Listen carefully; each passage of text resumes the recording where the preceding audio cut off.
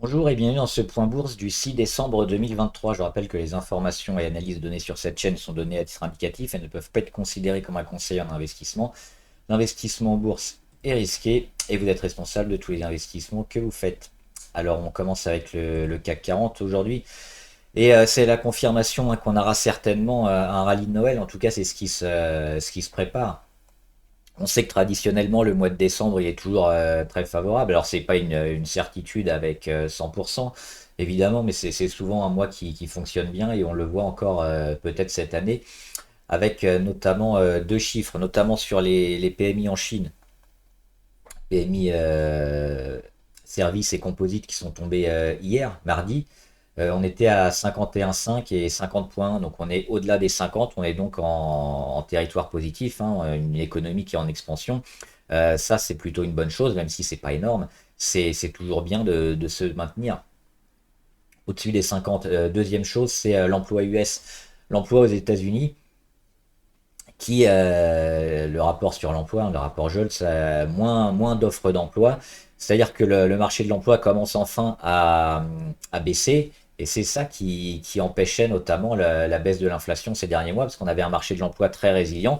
Et là, on commence enfin à peut-être en voir le bout. Ça veut dire quoi? Ça veut dire qu'on va certainement avoir des baisses de l'inflation durable. Donc, pas de nouvelle hausse des taux de la part de la Fed et de la BCE la semaine prochaine. On en reparlera.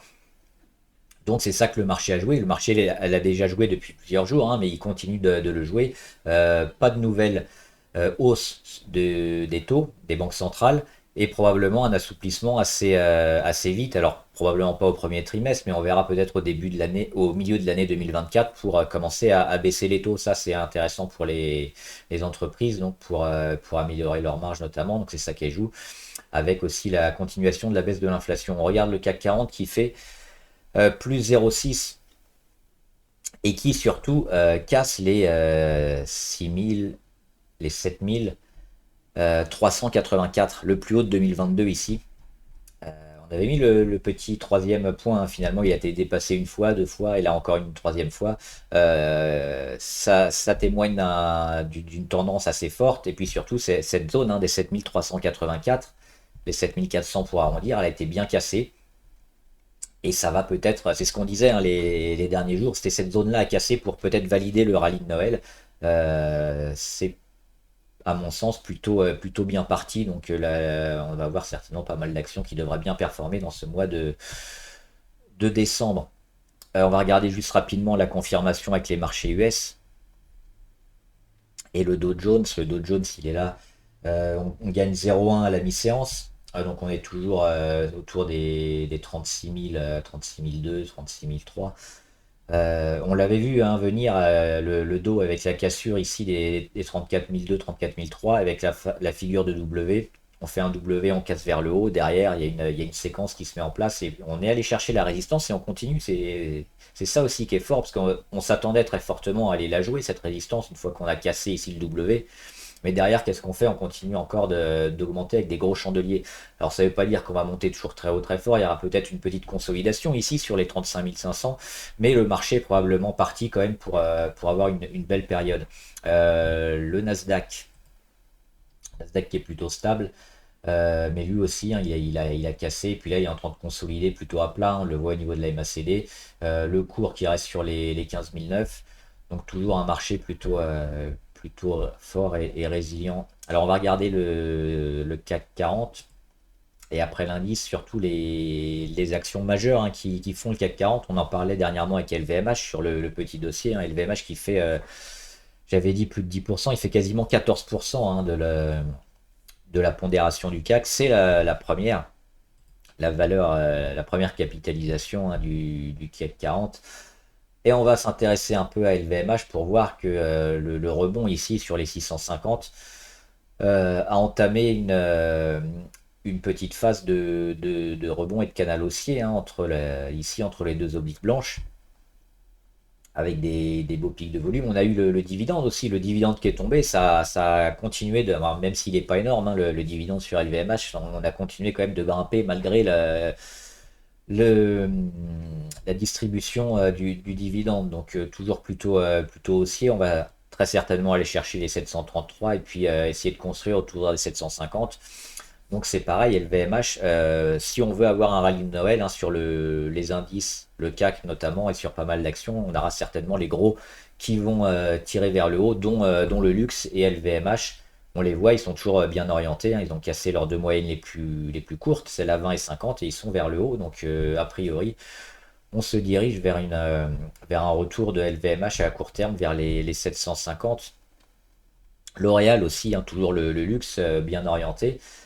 Plus haut historique sur L'Oréal. Si vous me suivez, on l'avait pris ici, hein, autour des 406 notamment, quand elle avait cassé ici sa petite correction. Derrière, elle lance un beau mouvement haussier. Elle va chercher sa résistance à 440 et elle est en train de la casser. Donc, nouveau plus haut historique sur L'Oréal. C'est pareil, il y aura peut-être une petite correction assez forte, hein, mais on le voit déjà, il y a déjà eu un début de correction et puis pas d'inversion de tendance niveau MACD, c'est peut-être pas terminé. Et même si on retombe un peu vers les 427 ou moins, ce sera certainement positif tout de même à moyen terme, tout en suivant les chiffres hein, économiques. Il faudra ajuster au jour le jour, mais on est plutôt favorable. Ça serait bien de le tenir quand même les 440 si on veut lancer ce rallye de Noël, hein, parce que si on s'arrête à 440, qu'on commence déjà à consolider, L'Oréal, LVMH et autres, la grosse séquence haussière aura du mal à tenir. Mais là, on est sur des niveaux qui devraient être travaillés.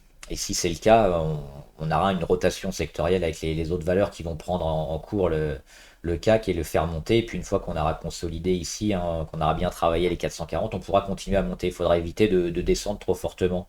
Sur L'Oréal, on a également Hermès. Toujours le luxe, hein, décidément, sur le CAC. Hermès, c'est pareil, début novembre, ils ont cassé ici pour signifier la fin de leur consolidation, hein. C'était aussi sur leur moyenne à 200, donc toujours une zone très importante. Derrière, on finit le rebond. On fait le petit pullback sur une zone support, c'est les 1890, extrêmement travaillé, extrêmement bien marqué.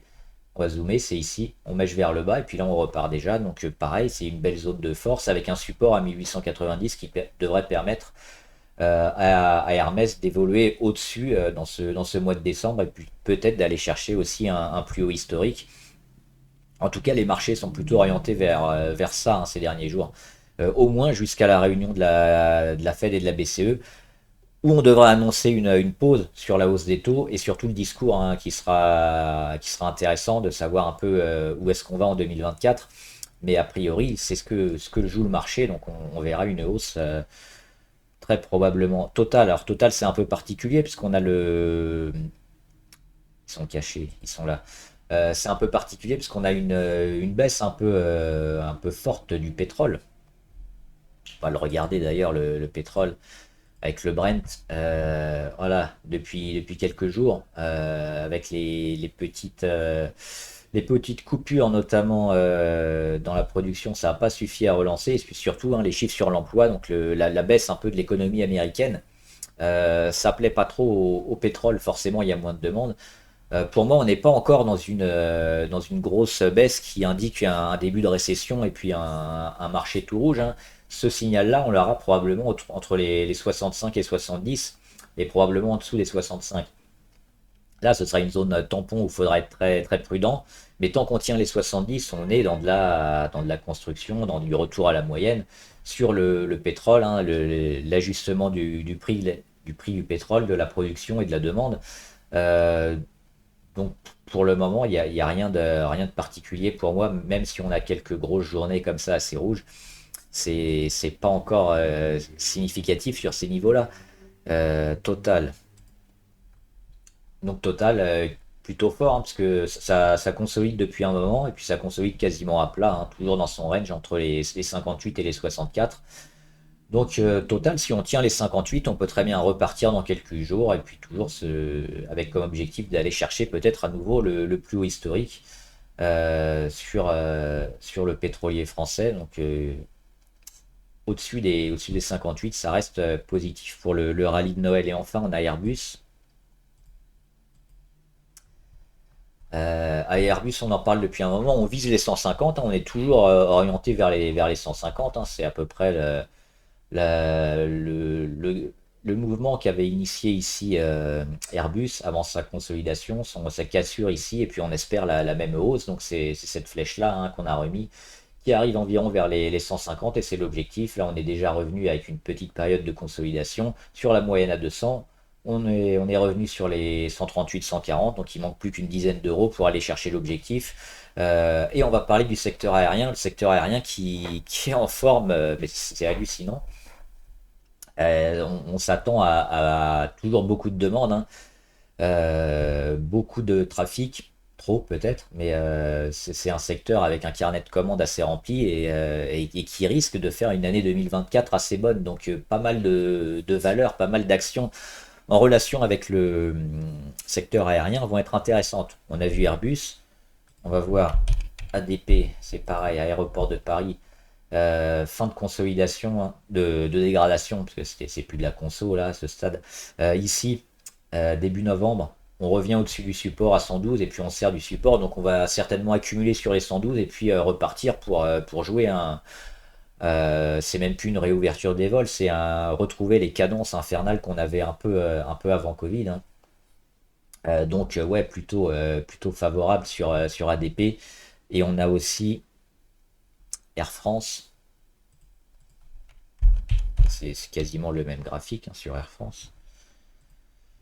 Donc c'est pareil, la grosse correction. Et puis début novembre, on retrouve un support. On vient chercher même le support intermédiaire au-dessus, hein, les 12,2.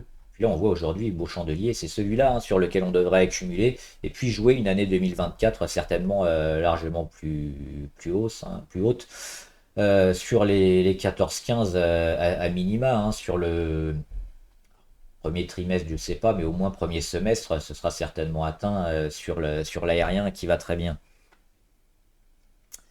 Euh, et enfin, ah oui, je voulais voir, alors on va faire rapide quand même, parce que à chaque fois je suis trop long, sur les minières. Alors, on va pas faire toutes les minières, je vais juste en parler d'une notamment, c'est Eramet.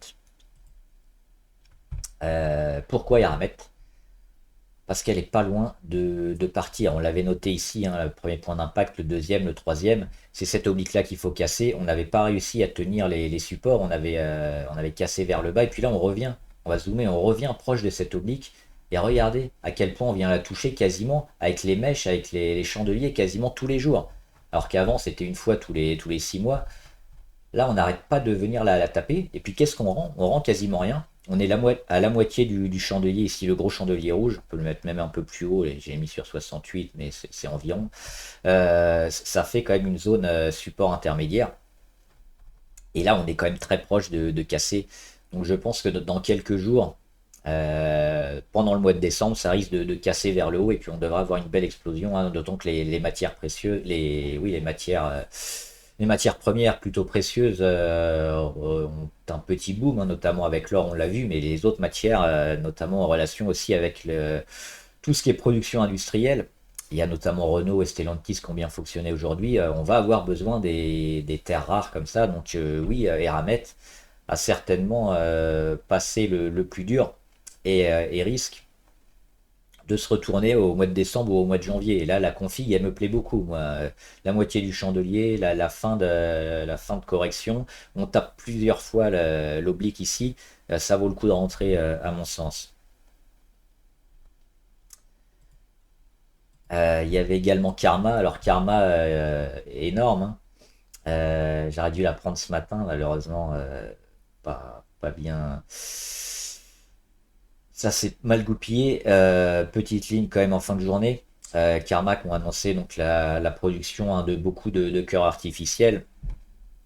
Et ça va enfin lancer le début hein, de Karma au niveau d'une échelle un peu plus grande. Je crois qu'on. Alors, j'ai lu l'article cet après-midi. Je vais pas dire de bêtises, mais c'est plusieurs centaines de cœurs, je crois. Je remettrai en commentaire après.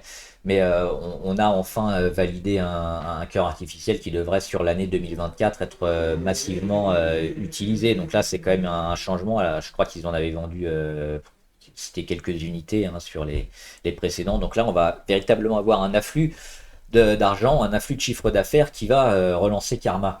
Il y a certains analystes qui sont sur les 20 euros, 20 euros d'objectif pour Karma, c'est ici. C'est pas impossible. Moi, je viserais déjà cette zone-là, hein, les 15. Les 14-15, on l'a vu, ça devrait être l'objectif pour 2024 et peut-être même bien avant, parce qu'on voit les volumes. Il y a énormément de rentrées.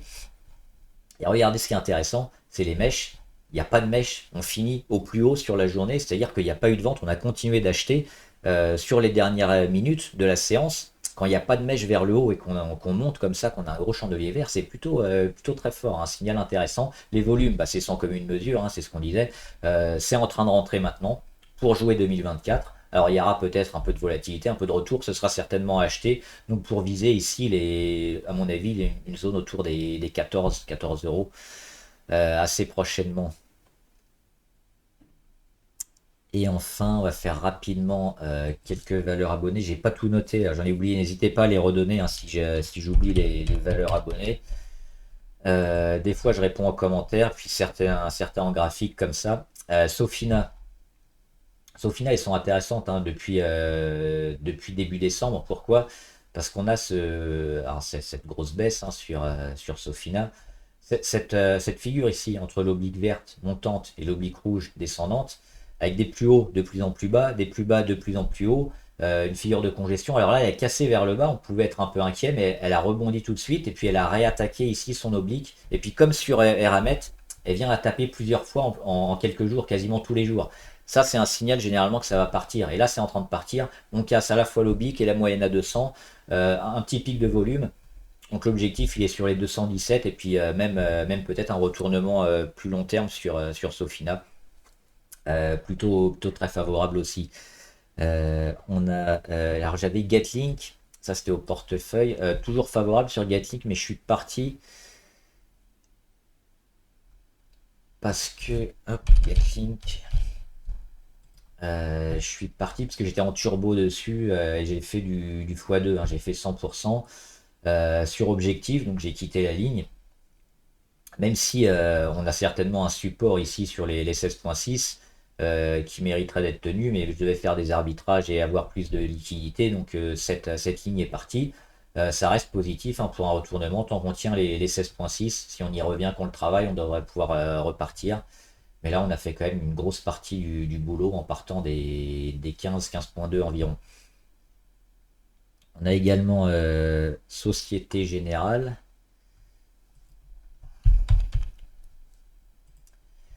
Alors les bancaires ouais, sont plutôt fortes dernièrement. Moi j'ai pas un avis très tranché sur pas mal de bancaires en ce moment. Parce qu'on n'est pas sur des niveaux clés et intéressants à moyen terme, à long terme, j'en ai déjà parlé, hein, les 20, les 21, ça s'achetait pour du long terme sur Société Générale. Maintenant, sur le court terme, je vois pas de zone intéressante sur lequel on va pouvoir se mettre maintenant et qui va déclencher une séquence un peu haussière et sécuriser sa ligne. Donc pour l'instant, je suis plutôt neutre. N'hésitez pas à me le redemander souvent hein, sur certaines bancaires. Mais sur la société. Alors c'est surtout Crédit Agricole qui était un peu délaissé, qui revient bien. Euh, et la BNP hein, plutôt forte. La Société Générale là, a eu un peu de mal. Hein, elle avait annoncé des résultats un peu moins bons. Euh, donc peut-être à oublier par rapport à d'autres, on va peut-être se focaliser sur la BNP et le Crédit Agricole, mais là en particulier sur la Société Générale, il n'y a pas de zone un peu court terme intéressante maintenant à moyen long terme. Ça reste un prix d'entrée largement correct et puis on rejouera certainement les 26 en 2024. Mais à court terme, oui, il faut attendre autre chose. Et enfin, ALD et Amazon. ALD. Ah, c'est pas celui-là. Je sais plus ce que c'est ALD. Ah oui, c'est leasing automobile. Non, je confonds avec le poulet. Le poulet, je sais plus ce que c'est LDL. Donc ALD leasing automobile. On a une belle augmentation des volumes dernièrement sur support, hein, une accumulation. Euh, on a quand même une grosse chute hein, sur ALD. On a le support qui a fonctionné. C'est un support qu'il faut tenir absolument, qui est pour l'instant euh, valider si on veut, mais il est encore assez tendre, hein. On est dessus, on l'a enfoncé un petit peu. S'il y a une deuxième mauvaise nouvelle qui arrive, on va y revenir et le casser. Ça peut être spéculatif d'acheter le support à 6,19 pour jouer un rebond assez court terme vers les 7,8, pourquoi pas. Maintenant, pour du moyen terme, ALD, il faudra attendre des chiffres et puis une belle rentrée quand même, un peu plus grosse, je pense, pour se positionner dessus. Donc, on le mettra plutôt dans l'achat spéculatif et un peu risqué. Et enfin, Amazon. Bah, Amazon, c'est la grosse résistance, hein, on va la mettre en rouge. Alors, des fois, elle est cassée, des fois, elle est percée à la hausse, à la baisse. On le voit depuis quelques jours. C'était le plus haut du rebond de l'été 2022. Correction, on a dit à fin d'année 2022, il fallait acheter les technos parce que cet été, elle serait très haute, c'est ce qui s'est passé. La fin du rebond, c'est même pas l'été. L'été, on était un peu en dessous. On est revenu au mois de septembre, donc à la rentrée sur le même niveau, hein, quasiment 146, 57. Échec. Ça fait quand même deux échecs sur les mêmes niveaux. Et puis là, on y revient 2 mois après. On est en train de la travailler.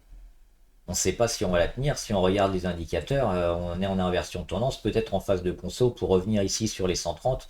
C'est plutôt une grosse résistance pour le moment. Donc à court terme, j'éviterai de rentrer sur Amazon. Peut-être ici, hein, les 130, si on y revient. Dans quelques fin du mois de décembre, début janvier, ça pourrait être intéressant. Ou alors il faudrait bien casser fortement les 146 et puis se maintenir sur les 150, ça validerait le passage, hein, le passage de la résistance. Mais pour l'instant, on est en train de la jouer. On ne l'a pas encore cassé, on n'a pas encore capitulé, mais c'est à mon sens pas trop le moment parce que c'est une grosse résistance. Voilà, j'espère que la vidéo vous a aidé. N'hésitez pas à me demander, hein, les valeurs que vous voulez qu'on analyse. On le fera ici en graphe et en commentaire. Et puis me le rappeler, hein, si j'oublie des fois.